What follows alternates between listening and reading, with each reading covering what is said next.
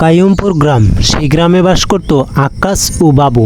বাবু ছিল ছোট, আক্কাস ছিল বড়। আক্কাস প্রতিদিন জঙ্গলে যেত কাঠ কাটার জন্য। একদিন আক্কাস ও বাবু দুজনে রাস্তা দিয়ে কাজে যাচ্ছিল। তখনকা বলে যে, তুই আমার সাথে কাজ না করলে সারাদিন কি আর করবি, তাই আজকে চল কাজ করতে। কিরে, তা কেমন করে আমার সাথে দেখা করতে আসলে? হ্যাঁ, তোমাকে তো খুঁজেই পাচ্ছিলাম না।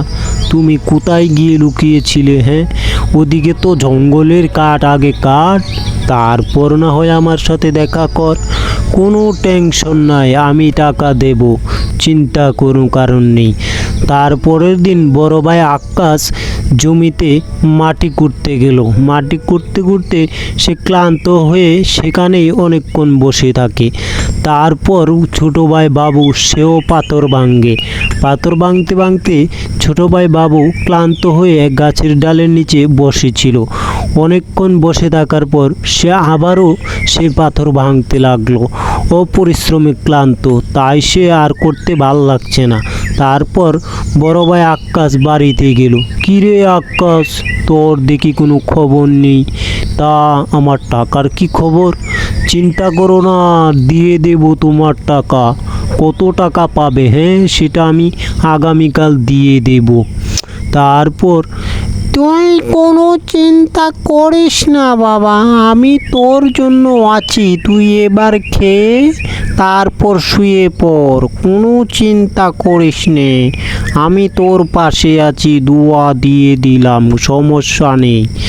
তারপর হরিনাথ দাস একদিন তার গরুর বহন নিয়ে গ্রামের দিকে যাচ্ছিল।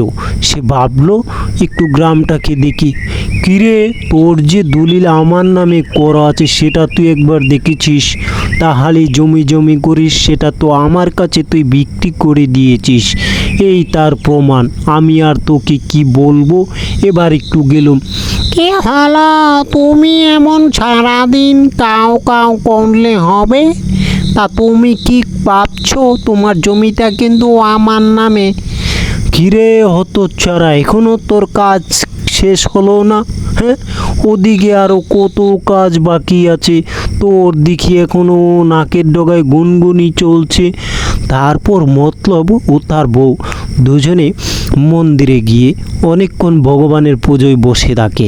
সেই বলতে লাগলো যে, আমাদের সংসারে আয় উন্নতি দরকার, টাকা দরকার। তারপর সে তার বাবাকে নিয়ে একদিন জমিতে ভাত খেতে লাগলো। অনেকক্ষণ সে ভাত খাওয়ার পরে ভাবলো যে বাবাকে নিয়ে কিছু কথা বলা যাক।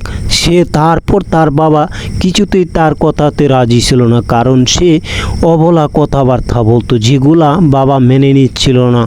আমি মুন্নির মা, আমাকে কেউ চেনে না।